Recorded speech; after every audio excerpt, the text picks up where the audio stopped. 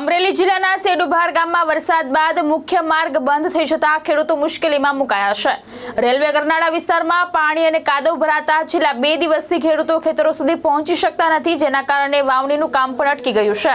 અમરેલી તાલુકાના સેડુભારથી જરખિયા જતો મુખ્ય માર્ગ રેલવે ગરનાળા વિસ્તારમાં વરસાદી પાણી, કાદવ અને માટી ભરાઈ જતા સંપૂર્ણપણે બંધ થઈ ગયો છે। માર્ગ બંધ થતા ટ્રેક્ટર, ખેતીના સાધનો અને અન્ય વાહનોની અવરજવર અટકી ગઈ છે, જેના કારણે ખેડૂતો સમયસર વાવણી કરી શકતા નથી। ખેડૂતોનો આક્ષેપ છે કે આ સમસ્યા વર્ષોથી યથાવત છે। અગાઉ અનેક રજૂઆતો છતાં રસ્તાની કાયમી મરામત કરવામાં આવી નથી। સ્થાનિક ખેડૂતો અને ગ્રામજનોએ તાત્કાલિક રસ્તાની મરામત તથા વરસાદી પાણીના નિકાલની યોગ્ય વ્યવસ્થા કરવાની માંગ કરી છે। મારું નામ જયરામભાઈ લાલજીભાઈ નાકરાણી, ગામ સેડુભાર। આ મારી વાડી છે અને આ રસ્તો અમારે 8 કિલોમીટરનો છે।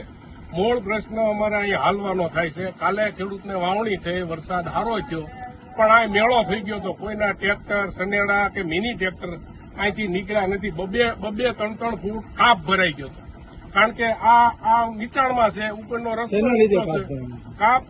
કારણ કે હજી દિવાલોના કામ કાંઈ થયા નથી, એટલે ખેતરોના બધા કાપ આવ્યા ને એ પુલની નીચે જમા થઈ ગયા। એમાં ટ્રેક્ટર કે મિની ટ્રેક્ટર કે સનેડો કે હાલીને નીકળાય એવું નહોતું। કાલે બપોર લગી પછી ખેડૂતો બધા પાછા આવી ગયા અને કોઈ થોડાક હાલીને એમ નીકળ્યા। આજે થોડુંક 1 કલાક જેસીબી પંચાયતના સરપંચે થોડીક રજૂઆત કરી હતી, 1 કલાક જેસીબી આવ્યું, પણ રસ્તો ચોખ્ખો હજી થયો નથી।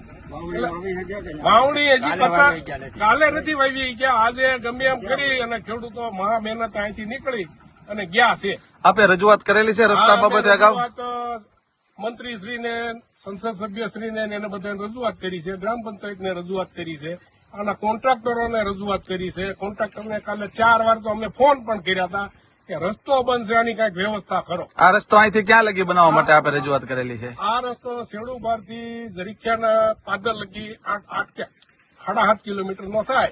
એનો સીસી કરવા માટે અમે 6 મહિના ઘણી વાર રજૂઆત કરી છે અને ભરતભાઈએ થોડોક અમને પ્રત્યુત્તર સારો આપ્યો છે, પણ કે રસ્તો બહુ મોટો છે, કામ બહુ મોટું થાય ને તમારું થઈ જાય, વાર લાગશે। પણ અમારે તો અત્યારે તો આ પ્રોબ્લેમ છે, એની હાટુથી તો અમે રજૂઆત કરતા હતા કે આને કાંઈક પાકો કરો તો આ 7.5 કિલોમીટર સેડુભારનો મોટામાં મોટી સીમ છે, 2500 વીઘા જેવી લગભગ સીમ હશે અને રસ્તો 30 થી 35 ફૂટ જરીખિયા લગી પહોળો છે, જે આજથી વર્ષો પહેલા અહીંયા એસટી બસ પણ હાલતી।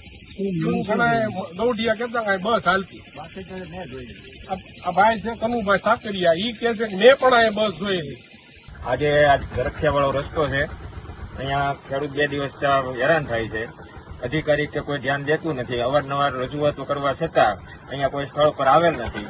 કાલ ગામ લોકોએ જેસીબી લઈ આવીને સ્વખર્ચે રિપેરિંગ કર્યું છે, ત્યારે આજે થોડુંક હલાય એવું થયું છે ને આ રેલવે ટ્રેકનું કામ છે, જ્યાં નાળું છે ત્યાં દિવાલો કરેલ નથી અને ખેતીનો કાપ બધો અહીંયા આવ્યો છે, કોઈ પ્રકારનું હલનચલન અહીંથી થાય એમ નથી।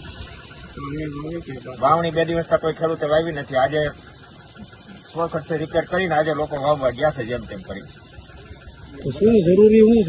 અહીંયા દિવાલો કરવી પડે એમ છે ને આરસીસી રોડ કરવો પડે એમ છે, નાળા પૂરતો જ્યાં ડૂબ છે ને ત્યાં। કોન્ટ્રાક્ટર કામ અધૂરું મૂકીને વયા ગયેલા છે કે અધૂરો મૂકીને વયા ગયેલા છે? રેલવે વાળાને જાણ કરી હતી? અવારનવાર જાણ કરી ટેલિફોનિક, કોઈ આવે નથી અહીંયા, કોઈ જવાબ દેતા નથી।